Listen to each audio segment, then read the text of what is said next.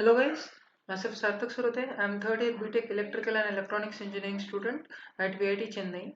So today I am going to show you how to work with the hardware simulator. So this is the basic tool by which we can analyze the conventional circuit as well as the logic gates. So it works on the programming language, that is the SDL. So a hardware descriptive language is the very simple language by which we can convert the higher level code into the lower level code. As we know that computers can understand the lower level code only, like microprocessors and microcontrollers. So HDL language plays a very crucial role here in coding the microprocessors and microcontrollers. So this is the 92 Tetris project which I am doing for my subject of computer architecture and organization. So this presentation is basically part of my project. So first I will tell you how to download the software. So this is the 92 Tetris website, that is the 92tetris.org. From here we can simply click on the link and we will be getting the zip folder. From here we can simply download it. And now for installing this software, for working this tool, that is the hardware simulator, we require the Java, pre-installed Java. So now if your PC is of x86, you can install the Java of 32-bit. If your PC is of 64-bit, you can install the Java of 64-bit. So I'm not downloading it and now because I've already done it. So once we install these two things, we'll be getting the 92 Tetris folder in this way. So this, once we extract the zip folder, you will be getting two subfolders, projects and tools. So in the projects there are some inbuilt projects. So as a part of my this assignment, I'm going to only do the project one. So project one will include some basic gates like AND gate, OR gate, NOR gate, JOR gate, right? And some combinational circuits like MUX and DMUX. Okay. And in the project 2, I'm going to show you addition of 16 bits, the int numbers, full adder, half adder, and incrementer. So these two projects I'll be showing you how we can do it. So the second part, second folder is of the, from here we can get a hardware simulator. So this is the Windows batch file. So this is the application. Okay. So once we double click on it, we'll be getting the hardware simulator. So version which I'm using is 2.5. So this is the symbol of loading the code. So basically I will show you, I'm loading the AND gate code. Okay. So now here you can see the four windows. So the window one is of input pins. You can manipulate the inputs and then you will get the output. And this is the HDL. So code. So the once you load the chip, you will be getting the code here, and this will show you the internal pins. But this section is not that of much importance. Okay, but the one problem here is you can't change the code in the HDL. You can't change the code in hardware simulator. So if you want to change the code, you need to you need to go in the project section. You need to open that part and you can edit your code in the notepad and then you can save it. Okay, and then again you can load the chip. Fine. So first I will show you this, what does this pins do. So this is for loading the chip, and this pin will be using for running the code. And once the code is running, simulation is running, we can stop it by using this. And this is not enabled now, but this is the evaluator. Once we give the inputs, then we click on the evaluator, we'll get the output. So this is, I introduce you with the environment of hardware simulator. Now we will go toward the main part. So first we will be start with the basic gate, that is the AND gate, right? So we all have idea about the AND gate. It has the two pins, input A and input B, and one output pin. So if we give the both of the inputs as high, then only we'll be getting output as high. If we give both of, if any one of the inputs is zero, we'll be getting output as the zero. So now I will explain you how the hardware language, that is HDL code, is written. So it is very simple code. We'll be having, code is divided into two parts. First part is the describing your hardware components, and second part is the logic. So first part is written by giving the chip, and then you give the name of your hardware, that is AND gate, and then you initialize your input pins. So that is done by writing the IN and then a semicolon and then give semicolon as usual. Then we have the under out, we can write the output pins. So this is how we initialize input and output pins. So now in parts we have to give the logic of our code. Means this is my AND gate, then I need to give the logic. So I will explain you the logic. So see here I have given the two steps NAND gate.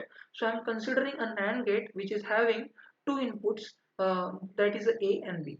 So this is the A input of NAND gate and B input of NAND gate. So to this two inputs of NAND gate, I am giving the inputs of AND gate, and I will be getting output C of the NAND gate. So now you will see why I am making use of the NAND gate. Okay, for AND gate. But AND gate and NOT gate are the universal gates. by making use of those two gates we can perform any combinational circuit or any logic gate. Okay, so just focus on this part, just focus on this part for just focus on this part for a while. So see this part. Okay, so what I'm doing is I'm giving a dot b to the a input for the NAND gate. So what it will do, it will multiply its two inputs. So I am getting a that, it will negate that. So a dot b bar is equal to I am storing the output of first NAND gate into C, and I am giving that the output of first NAND gate to the both of the inputs of second NAND gate, and I will be getting output of the second NAND gate, that is out. So now see, uh, the output of the first NAND gate I am feeding to the both of the inputs of second NAND gate. So I'll be getting C whole negation. Now we know from the basic Boolean algebra laws, anything multiplied by anything is that thing only. So C dot C is C and we get the bar. So simply we get bar is what? C bar is what? C is A dot B bar, and bar of bar is nothing, right? So A dot B. So this is how we are getting the AND. So now I will show you how to simulate it. Okay. So first I am giving the values 1, B also 1 and B also 1. Fine. So now you can see this option has been enabled. So I am evaluating, I am getting the output as 1. Fine. Now I will stop the simulation. Now I will change the values. So let's say that in, so I am taking A0, and let's check what happens. Output is 0. Yeah. So this is how it works. So now the second code which we are going to analyze is AND. So that is a 16-bit addition, 16-bit logical AND. So you can give the 16-bit number here. So 1101 I am giving, triple 1010. So this is this. So this is the 16-bit 101010. Yeah. So this 16-bit, and now let's check it. So we are getting the output as the decimal, that is the 77, right? So this is how it works. And so this was the basic. Now we'll go to the OR gate. Okay, so OR gate, we know the mechanism of the OR gate. How is the logic for the OR gate? We know it. I will show you. So this is the, yeah, so we know the, this is the symbol of the OR gate, and we know the truth table. If any one of the inputs is high, any one of the inputs is high, we are getting the output as the 1. Okay, but if both the inputs are 0, then we'll be getting output as the 0, right? Now let's see how the method has been implemented. So this we all know that I have explained this. I'm initializing my input and output pins. So in the parts, see, now what I am giving the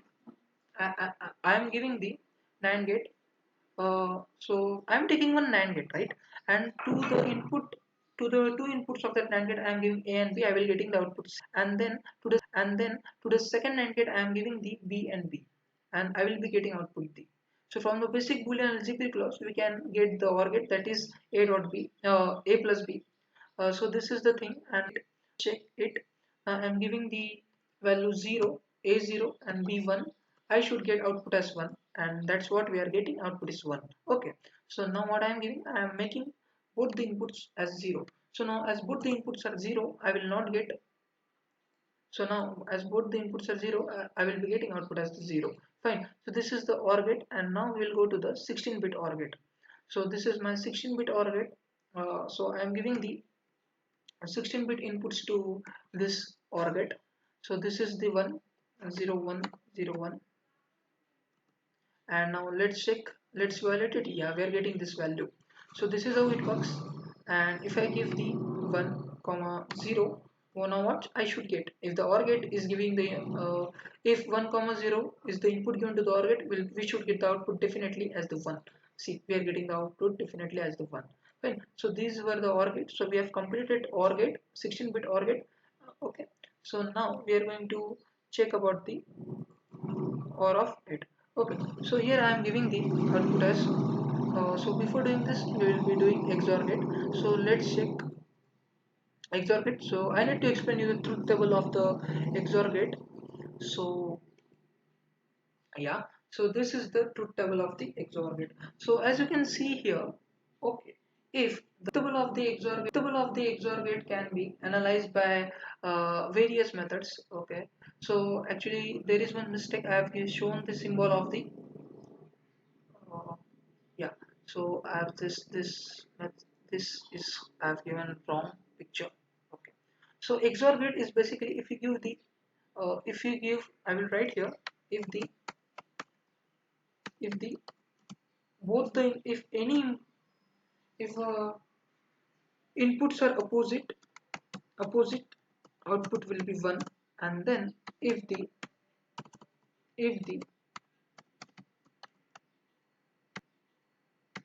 same output will be 0. Fine. So this is the basic logic of the XOR gate. Similarly, that XOR gate logic is implemented by using NOT gate and AND gate and OR gate. Okay. So this is how if we will apply the Boolean loss, I will get the output. Okay. So now I am implementing it. So what I am doing, first I am giving the so 0 inputs. So 0 and 1. So 1. So as I told you, if we are giving the opposite inputs, we should get the output as 1. See, I am getting the output as the 1. So now what I am doing is I am giving the same inputs. So let's say that I give 1 and 1. I should get 0. See, I'm getting the output as 0. So this was for the XOR gate.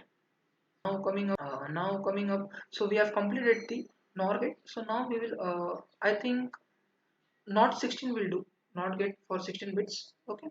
So I'm giving the 1100, and let's check what happens. Not get 1100. Yeah, let's evaluate it. Yes, we are getting the output as the 0. So this is how not get 16-bit will work. So now we have completed some basic gates. We have completed and 16-bit and then not, then 16-bit not, then OR and XOR we have completed. So now we will go to the combinational circuits. So the two combinational circuits I will be explaining you. So one is the MUX and another one is the DMUX. Okay, so one is the MUX and another MUX. So so these two circuits we are going to check, right? Yeah. So first I am loading the chip with the MUX. Okay. So MUX is the very simple circuit, very simple combinational circuit. Wait, let me check that MUX slide here.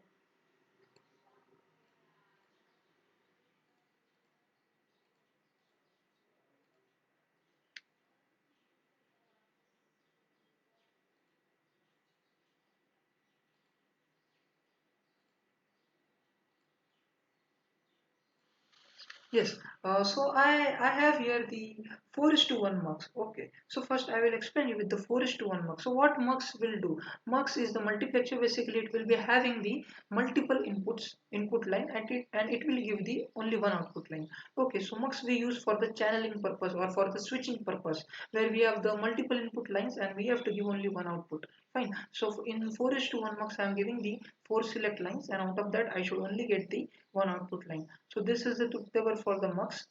If input, okay. So now if we are giving the 4 input lines, then selection line should be 2. Okay. So this is one thing here.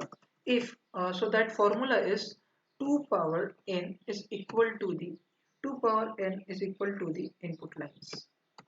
Input input lines. So n is nothing but the select line. N is nothing but the select lines. So if I am taking the four input lines, then select lines should be 2.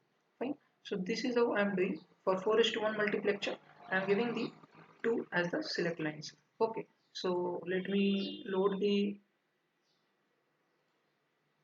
code for the 4 is to 1 mux. Okay. So this is my 4 is to 1 mux. Okay. So now see what. Just a second. Yeah. Yeah. Mux 4 way. Yeah. So now, so these are the input lines A, B, C, and D, and these are the two select lines. So now I am giving the 16-bit values. So this is 1 1, and then I am giving this 1 0 1. Let's say that this, and this 1 1 0 1, this 1 1. Anyway, we don't have to do anything with the inputs. We just have to check the logic. So now see, if I am giving the select line as 0, what I will be getting? See, I am getting the, if I am giving the select line as 0, I am getting the 1010, that is nothing but the input of A. So this is how it works, right? So now if I'm giving the select line, just a second, 1 0 1 1 1 0 1 1 0 1 1 0 1 0 1, and now if I'm giving the 1, let's check what happens. So if I'm giving the 1, then I will be getting value of the 110. So this, if I give the select line to select line as 0, I'll be getting the value of A. If I'm giving the select line 1, I'm getting the value of B. What does it means? We have the multiple input lines, but we are getting only one output. So by controlling the select line values, we can switch it, right? So multiplexer is used for the switching purposes, right? So this is one work. Similarly, we can go with the so this I showed you. Now I'm taking the 1. So now here this is the 2:1 mux, guys. As I told you that I am having the two input lines. So 2 power 1 is equals to 2. So 1 is the number of select lines. So let's say that I am giving the first input line, I am giving the value 1. Second input line, I am giving the value 0, right? And the select line, I am giving the 0. Yeah. So let's evaluate it. What I am getting? I am getting the value of the first input line, that is A, right? So this is the thing. By setting the values of the select line, we'll be getting the values of the input line, right? So now I'm doing a slight change here. I'm giving the A as 1, I'm giving the B as 0, and if the select line I give it as the 1, I will be getting the value of the B. I will be getting the value of the B. The value of the B is 0. Okay. And one important thing which we should note down here is, if we give the both the input lines are 0, and if we give the select line anything 1 or 0, we are not going to get, we will be getting 0 value. If similarly, if any one of the input lines is 0, if any one of the input lines is 0 and we are giving the select line of anything, we will be getting output as the B. So this is the one thing, and so this thing I'll be showing if the select line is so this is the thing. So now we have done the mux, we have done the 4-bit mux, and also we have done the 8-bit mux. Let me show you 8-bit mux. I don't think we have done it. So this is the 8-bit mux. Oh, okay. So this is the multiplexer. This is the 8:1 multiplexer. Uh, let me show whether I have it. Anyway, what I've done is, this is my presentation. So whatever simulation I'm doing, codes of all those simulations I've mentioned in this presentation. So simply you can get this codes from here. Okay, so I've done these codes. Let me find the code for the mux. So this is the code for the 16-bit mux. Yeah, so this is the 8:1 multiplexer. Okay, so here we can see we have the eight input lines and only one output line is there. Okay, so same mechanism, but now as I told you, we are having the, so now we should know how many select lines should be there here. So as I told you, we are having the n equals to total number of input lines are 8. Okay, so n is equal to the 3, so select lines will be 3 here. Fine, so select line will be 3, so that's why we have the cell array of the select line is having the 3. So now what I'm doing, I'm giving some random 16-bit values. So this is 1 1, and then I will give 1 0 1 0, then I will give 0 1 0 1, and then 0 1 1 1 1 0, then I'll be getting 1 0 1 1, then I will be getting 1 0 0 1. Just I'm giving some random values. Okay, I'm taking simple values for the sake of simplicity, so that I can explain you the logic. Okay, so now I'm taking the select value as the 1. Okay, so when I'm taking the select as 1, A, I'm A, I'm A, I'm A, I'm getting the value of the first select line, right? So this is the, okay. So now what happens is, again I'm taking the random values. So I'm taking the random values. So now in this time we will change the input to the select line. This time we will change the input to the select line. Yeah. So now I'm taking select line as the 1. So now let's check what I'll be getting. We should get the value of the b. Okay, yeah, we are getting the value of the b. So this is how it works. And now so we have completed the basic AND gate, we have completed the mux, we have completed the not, nor, or, and XOR. Now we will be doing the demux. Okay, so demultiplexer will be doing the exact opposite operation of the multiplexer. Okay, so demux will be doing the exact opposite operation of the multiplexer. So yeah, I have the code of the demux here. So this is how it works. So basic demux, if I am taking the, if I am having the one select line and one input line, then I will be having the two outputs. Okay, so if I have three inputs, then I will be having eight outputs. If I have the two inputs, then I will be having four inputs. Okay, so this is the one thing here, and these are the this is the truth table. So see, if the select line is 0 and the input is 0, outputs are 0. Select line is 0, input is 1, output is 0 1. That means why not line is getting.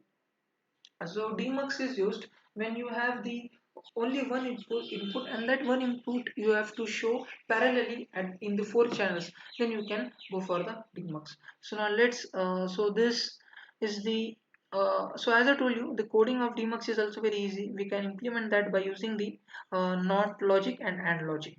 Fine. So this is the that, and now we will go to the demux. So I am taking the demux. Now I am giving the now I am giving the value input as the 1, and select line I am giving is 0. Right? Let's evaluate it. I am getting the value of the A. Yeah.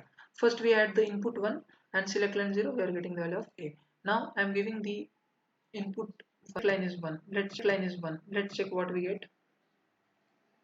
Yeah. So now first A was getting one value. Now B is getting the value of the input. What it means? We have switched the input on the another channel. So first we were giving the 1 on A. Now we are giving 1 on B by simply changing the value of the select. So this is the basic mechanism of the demux. Okay. So now this demux is done. Now we'll go to the 4-bit demux. This is also very simple. So now as I told you, in the 4 bits demultiplexer, I will be having two select lines. So if I'm giving the input as 1 and the select line is 0, let's check what I'm getting. I'm getting A. Yeah, I'm getting A. So now if I am so now I'm getting the input as 1. I'm giving the select line as 1. Let's check what I'm getting. Yeah, previously I gave 1 only. Fine. Let's evaluate it. I'm giving the input as 1, and then select line I'm giving the input as 0. Just a second. Input is 1. Select line I'm giving the input as 0. Evaluate it. Yeah. So when select line is 0, I'm getting A, right? So now if I making this select line as 1, I should get the 1 value to the B. Yeah. So now input has been switched to the B. So this is how the 4 is to 1 demultiplexer works. So now I will be showing you the demultiplexer of the 8 bits. So simply we also have this 3 select lines and 1 input value. Okay, so I am giving the input value. Let's say that I am giving the input value is see, when I am putting the 11111, so this is not the 8-bit number. That's why when I am putting the enter, I am not getting that value. Okay, so this is the 8-bit. So if you put only 8-bit number, then only it will be valid. Fine. So if I am putting the 8-bit number, then only it will be valid. I am putting 1, or sorry, this is the demultiplexer of 8 is to 1. Okay, this is the not 8-bit. I'm sorry actually. So yeah, so now the basic logic here is, if I'm giving any value I'm giving to the input line, and if the select line is 0, if the select line is 0, that value will be given to the A, right? Now if I'm giving the select value as 1, that value given to the B. So this is the logic here. So we have done the demultiplexer of 8-bit, right? So these are some basic codes. These are some basic codes. We have completed the project number 1 here, right? So let me show you once. So we have completed the project number 1 here. Now we will be doing the project number 2. So in project number 2, we basically have the combinational circuits. We have the combinational circuits. So now first let me show you the project number 2. We will start with the addition of the 16-bit integers. Okay, so let me load the, so from here path you need to change the path of your project. I'm going to projects, I'm selecting project 2, I'm selecting the 16-bit addition. Okay, so now I'm putting the addition of two 16-bit numbers. So I'm taking 11101. Okay, this, and then I'm giving 101011. Fine, 101, and let's evaluate it. Yeah, so this is the addition of these two 16-bit numbers. So this is how the 16-bit addition is done. I am taking the 16-bit number, another 16-bit number I am taking. Let's take that I am taking the same 16-bit number. Fine, yeah.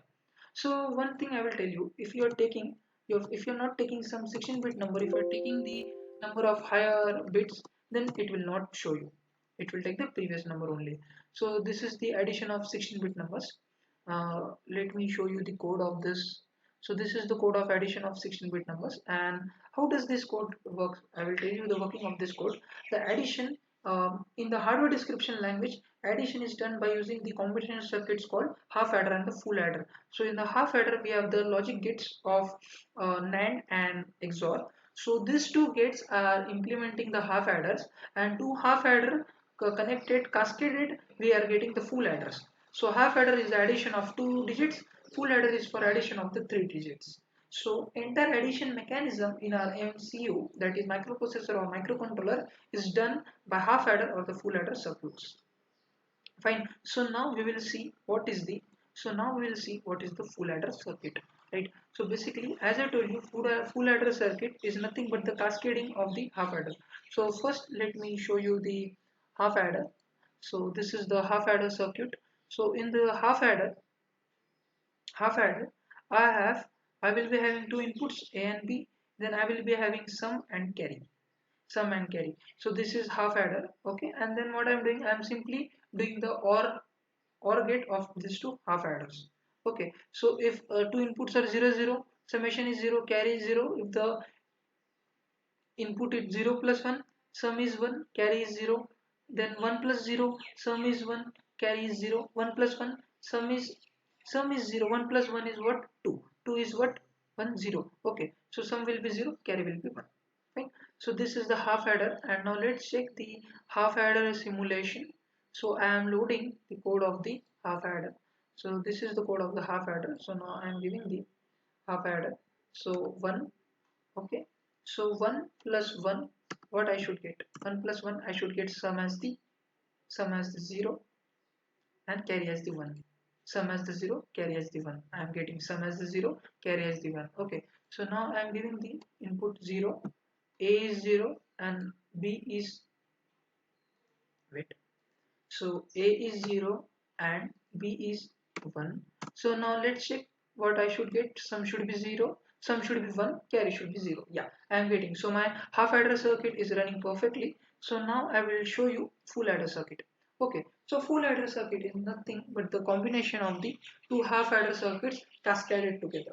Fine. So you can see this is the first half adder circuit, that is the XOR gate and the AND gate. So AND gate, the output of the AND gate is basically carry, and the output of the XOR gate is basically the sum. The Boolean expression for the XOR gate is A bar B plus B bar A. Fine. So these two I'm cascading, and the cascading of these two half adder circuits is or IC. Fine. We are taking two half adders, and the output of these two half adders we are doing the OR. We are doing the OR. Fine. So now this is the, as I told you, we in the full adder circuit we have the three inputs. Are the three inputs. Fine. So the 0 0 0 sum is 0, carry is 0. Sum will be 1. Then sum will be 1. Then sum will be 1. Carry will be 1. Here also only 1 is there. Sum will be 1. Carry will be 0. Two ones are there. Sum will be 0. Carry will be 1. Only 1 is there. Sum is 1. Carry is 0. Now again we have 2 1. Carry is 1. Carry is 1. Now again we have the Again we have the two ones, sum is 0, carry is 1. Now we have the three ones, now sum will be 1 and carry will be full address. This is the full address circuit. Now let's simulate this circuit. Let's simulate this circuit by using the hardware simulator. So this is my full adder. See, now I will be take this last case. Now I am taking this last case. I am taking the A as 0. I am taking the B also 0. Sorry, A is 1, B is 1 and C is 1. Okay. So now let's evaluate it. Yeah, I am getting the sum as 1 and carry as 1. So my full adder circuit is running perfectly. Now if I change the values, if I am taking 0, now I will be taking second case. Let's focus on the second case. This is 0. Let me stop this. 0 0 1 0 0 1. What should I get? 0 0 1. I'm getting 1 0. Yeah, I'm getting sum as 0, carry as 0. So this is how the full adder can be implemented. Now if I throw light upon the coding, yeah, so as I explained you, in the chip section will be initializing your hardware like inputs and outputs, and in the parts you will be putting your main logic. So as I told you that full adder circuit is the combination of two half adders. So half adder circuit is given by A, that is half adder circuit will be having the two inputs A comma B, and it will be having two outputs, that is sum and carry. Fine, sum and carry. So sum will be basically XOR gate, and carry will be nothing but the AND gate. So I am taking the two half gates and I am doing the OR operation of the two half adders. Fine. So now in the project 2 we have completed the full adder and half adder and addition. Now we will see the incrementer. So as the incrementer name itself suggests that it will be incrementing the 1 bit. So in incrementer circuit, if we give the 1, we should get the if we give the 1, we should get the 2. So this is the incrementer's function. So I'm doing the 16-bit incrementation. I'm doing. First I will give 1. Let's check what I'm getting. Evaluation, I'm getting 2. Okay. So now if I'm getting the 3, let's check what it happens. I'm getting the 4. Okay. So this is the incrementation.